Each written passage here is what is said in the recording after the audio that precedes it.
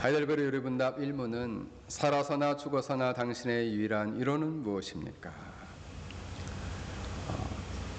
살아서나 죽어서나 나는 나의 것이 아니고 몸과 영혼도 나의 신실하신 구주 예수 그리스도의 것입니다. 그 이유는 그리스도께서 그의 보혈로 나의 모든 죄값을 완전히 치르시고 나를 마귀의 모든 권세에서 해방하셨기 때문입니다. 또한 하늘에 계신 나의 아버지의 뜻이 아니라면 머리털 하나도 땅에 떨어지지 않도록 나를 보호하시고 참으로 모든 것이 합력하여 나의 구원을 이루도록 하십니다. 그러므로 그의 성령으로 그분은 나에게 영생을 확신시켜 주시고 이제부터 마음을 다하여 즐거이 그리고 신속히 그를 위하여 살도록 하십니다. 여러분, 하이델베르 요르문답은 16세기의 독일에는 제후들이 땅을 다스렸는데 그 제후령 중에서 팔츠라는 나라가 있었는데 그 팔츠라는 곳의 수도가 하이델베르그였어요. 그래서 그 하이델베르그에서 1563년에 이 신앙 고백을 만든 것입니다. 이 신앙 고백은 총 129개로 이루어졌는데 왜 하이델베르그 요리 문답이라고 하느냐? 요리 문답이라는 뜻은 우리가 믿는 믿음의 내용을 요약해서 정리했다라는 의미예요. 이것을 막 요리했다는 의미가 아니라 요약하고 정리했다. 그래서 우리가 이것을 잘 기억하고 깨닫도록 문답 형식으로 만들었다는 거예요. 그래서 문제를 말하면 답을 하도록. 총 몇 개를 만들었느냐? 129개를 만들었어요.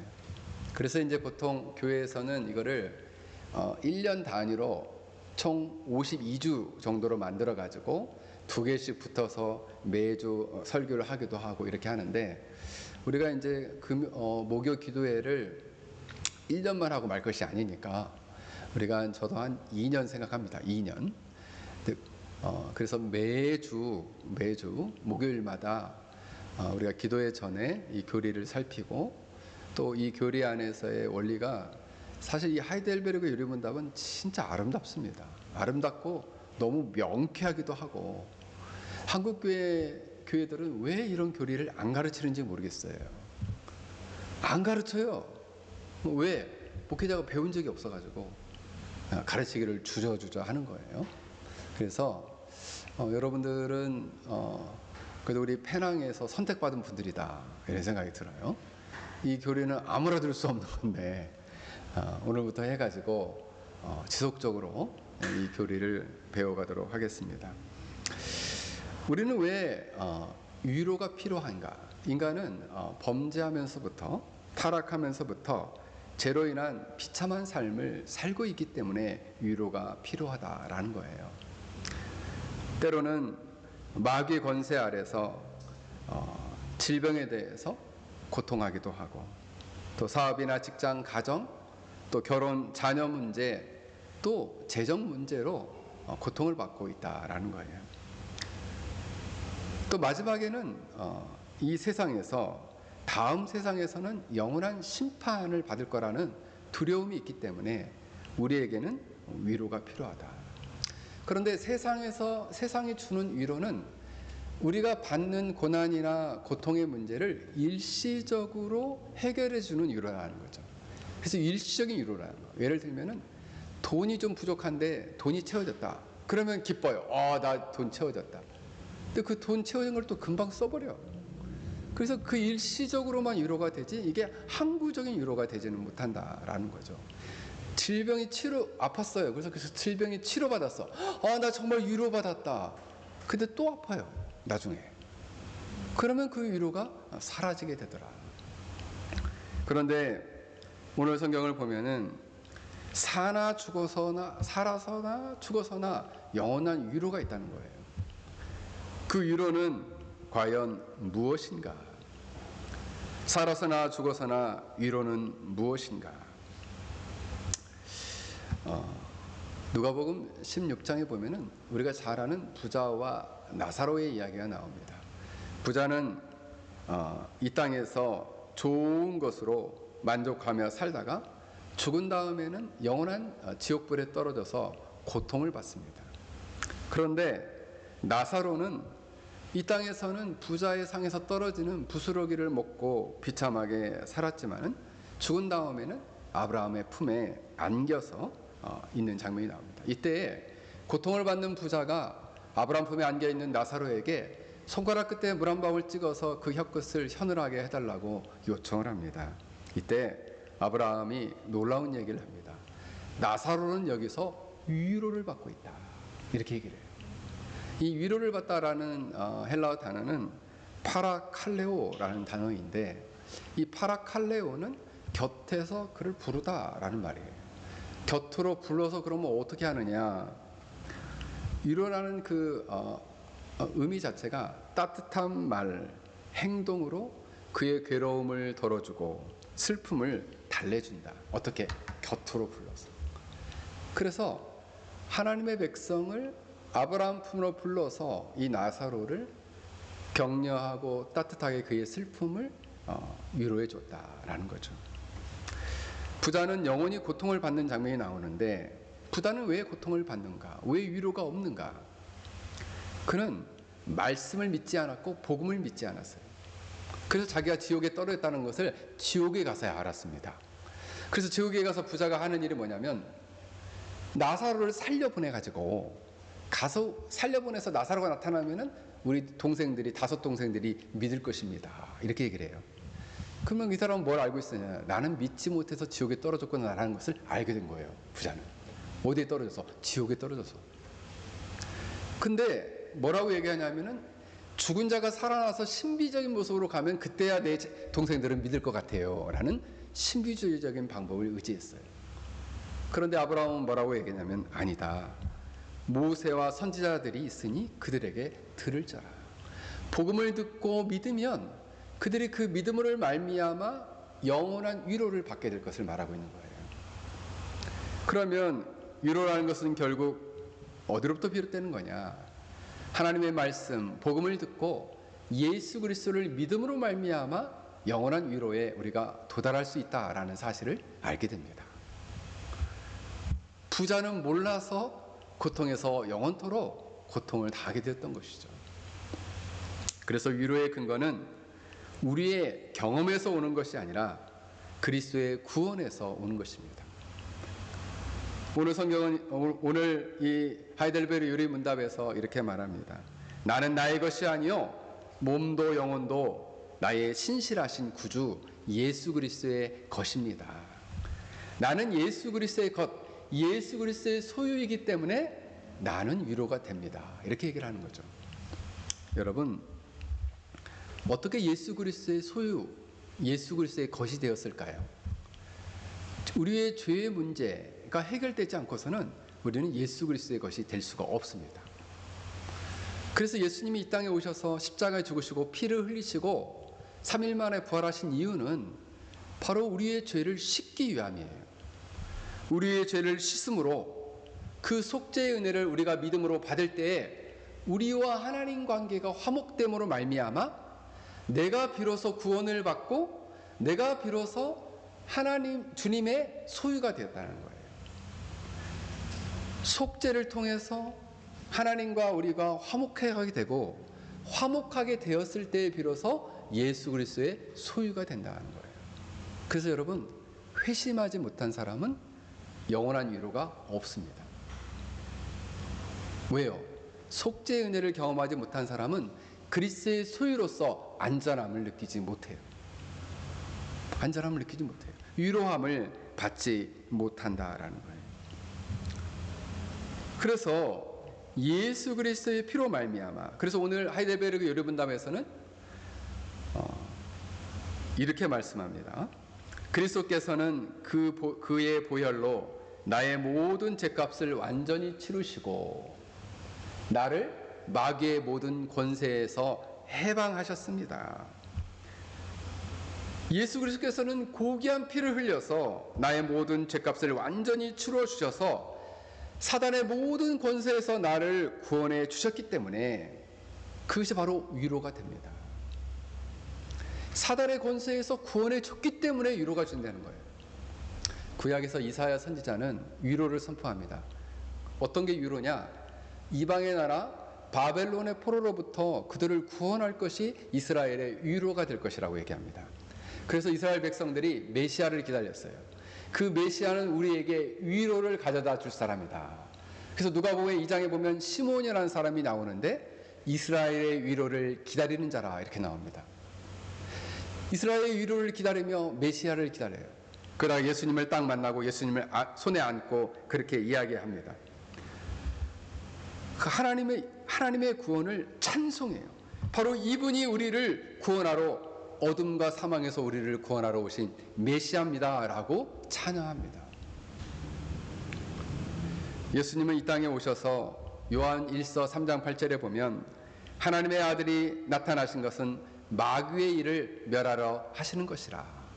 여러분, 마귀의 일이 무엇입니까?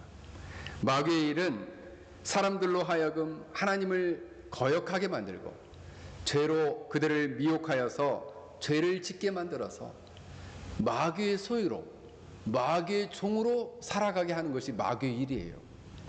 근데 예수님께서는 이 땅에 오셔서 그 마귀의 일, 마귀의 종이 되어서 마귀에 미혹되어서 마귀가 시키는 죄의 삶을 살아가는 것에서 그를 구원하기 위해서 바로 예수님이 이 땅에 오셨다라는 거예요.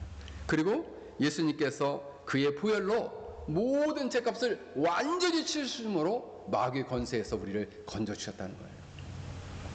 죄값을 치르지 못하면 마귀의 권세에서 우리를 건질 수가 없다는 거예요. 여러분, 그래서 우리가 죄와 사망과 이 비참한 처지에서 우리가 구원받았다는 것 그 자체가 우리에게는 가장 큰 위로가 된다는 거예요. 가장 큰 위로가 된다. 여러분, 이번에도 제가 지난주 주일날 설교를 했지만 제가 사랑하는 그 교수님이 만약 하나님을 믿지 않고 죽었다면은 정말 위로가 없었을 거예요. 영원히 만날 수 없구나. 그런데 하나님을 섬기고 동행하다가 하나님의 영광을 위해 살다가 주님 품에 안기셨다는 거예요. 그러니까 어떤 데 위로를 받느냐? 천국에서 만납시다. 교수님, 주님 품에서 편히 쉬십시오. 우리 천국에서 다시 만납시다. 우리 하연이가 그 인스타그램에 추모의 글을 올렸더라고요. 자기가 어릴 적에 자기를 안고 찍었던 사진을.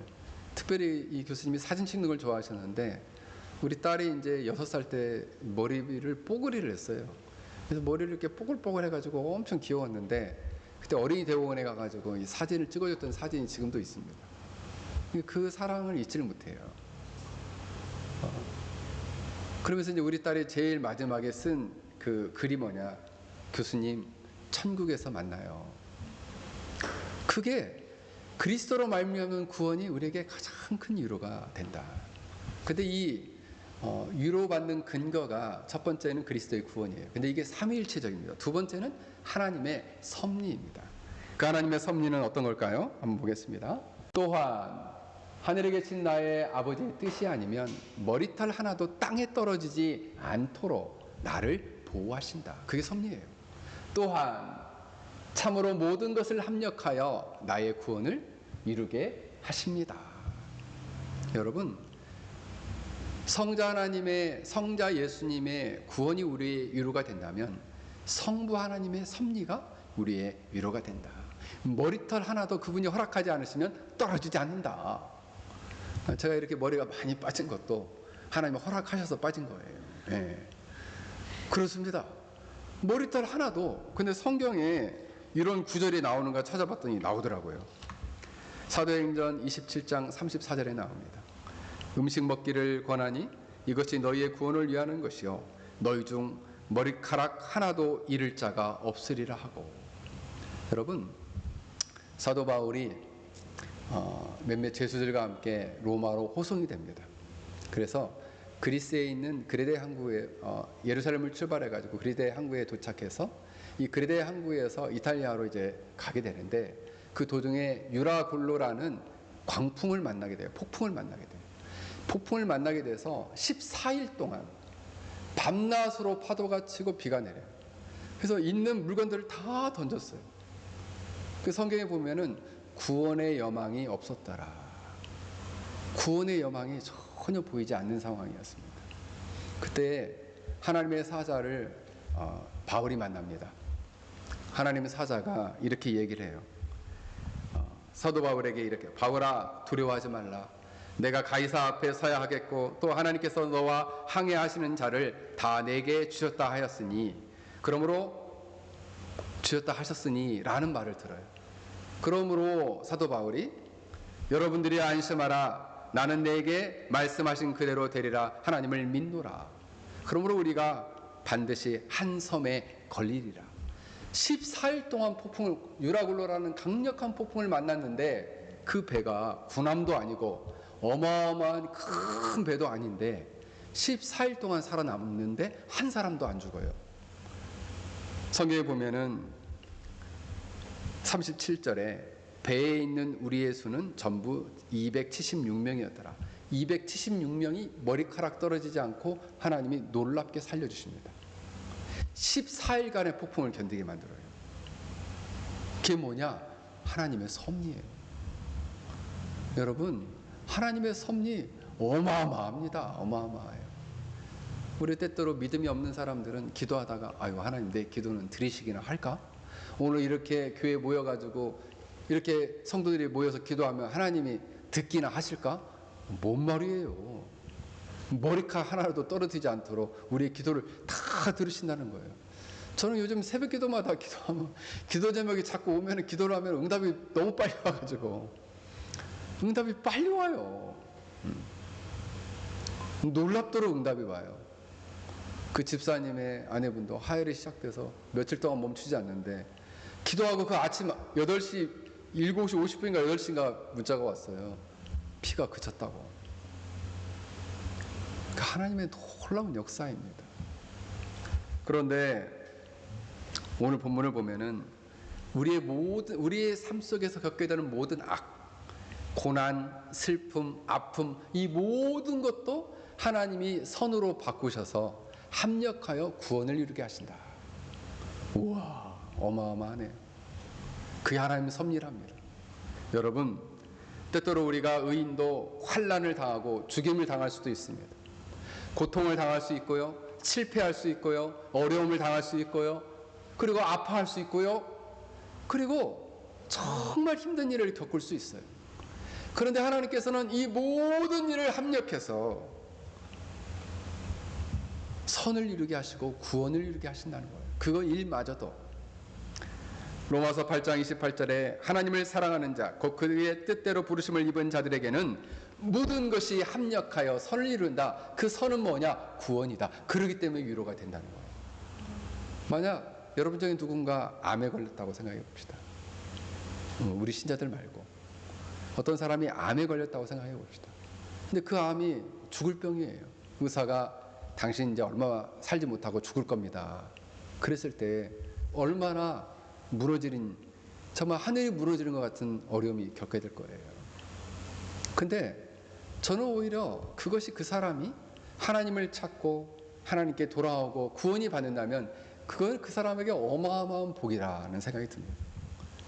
하나님의 자녀들에게는 놀랍게도 그 고난마저도 선으로 바꾸시고 그 고난마저도 우리가 구원을 이루고 그 구원의 안에서 하나님을 더 의지하는 놀랍게 합력하여 선을 이룰 수 있도록 하시는 하나님의 놀라운 섭리가 있으므로 고난 중에도 위로가 된다라는 거예요. 할렐루야. 네. 믿으십니까? 네. 그래서 고난 중에 걱정하지 말라는 거죠.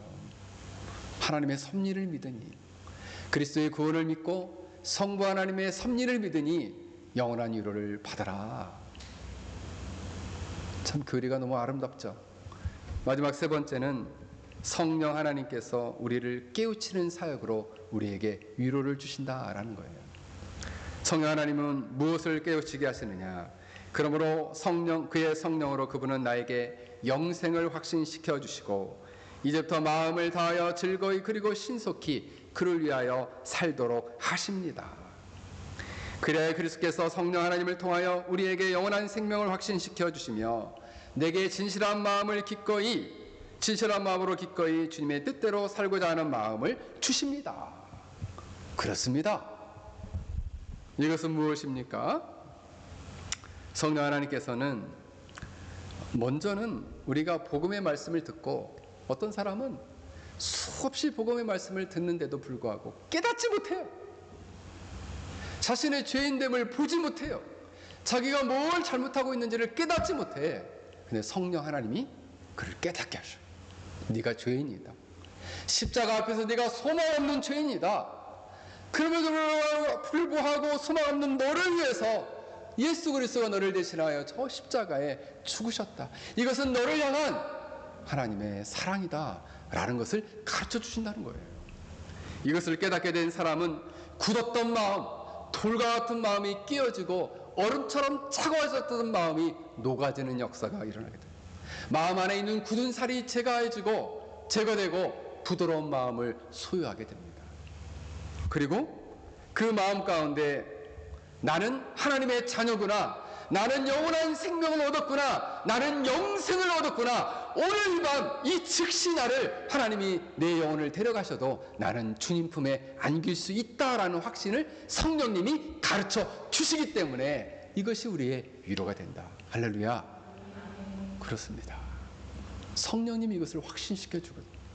이 확신이 있는 사람은 삶에 많은 일이 일어나도 믿음이 흔들리지 않아요. 왜요? 하나님이 주시는 위로가 있잖아요. 하나님이 주시는 위로를 받으십시오, 여러분. 주님의 구원과 하나님의 섭리와 성령의 이렇게 확신시켜 주시는, 성령의 가르쳐 주시는 이러한 은혜를 통해서 여러분이 위로를 누리시길 바랍니다. 그럼 이러한 위로를 누리는 자는 가만히 있느냐? 오늘 본문을 보면 뭐라고 말합니까? 마음을 다하여 즐거이 신속히, 마음을 다하여 즐거이 신속히 그를 위하여 살도록 하신다. 영광에 대한 열망을 가지고 어떻게 하면 내가 주님이 기뻐하시는 삶을 살까를 부단히 고민하는 사람이에요. 참된 신자는 매일 고민하는 게 뭐냐? 어떻게 하면 주님이 기뻐하시는 삶을 살까? 어떻게 하면 주님이 기뻐하시는 모습으로 변화될까? 날마다 고민한다는 거죠. 어떻게 하면은 나의 자녀들과 우리 가족들이 주님이 기뻐하시는 삶을 살까? 이를 날마다 기도하고 매달리고 우리 가정을 향한 하나님의 선한 뜻을 묻는다라는 것이에요. 그것을 가르쳐 주신다. 그래서 이런 참된 영생을 확신하고 참된 믿음을 소유한 자들은 기꺼이, 여기 보면 말씀에 순종하고자 하는 거죠. 기꺼이 어떤 말씀이든 말씀만 하십시오. 종이 여기 있사오니 말씀만 하십시오. 제가 주의 영광을 위해서 즐거이, 그리고 기꺼이, 즉시, 신속히 제가 주님을 위해 살겠습니다 라는 헌신을 갖게 하신다는 거예요. 그래서 예수 그리스도 성자 예수님의 구원과 성부 하나님의 놀라운 섭리와 성령 하나님의 가르치시고 확신시키시고 그리고 우리의 삶을 인도하시는 그 은혜에 우리가 위로를 얻고 주님께 충성하며 살아가는 참된 신자들이 되기를 주 이름으로 간절히 축원합니다.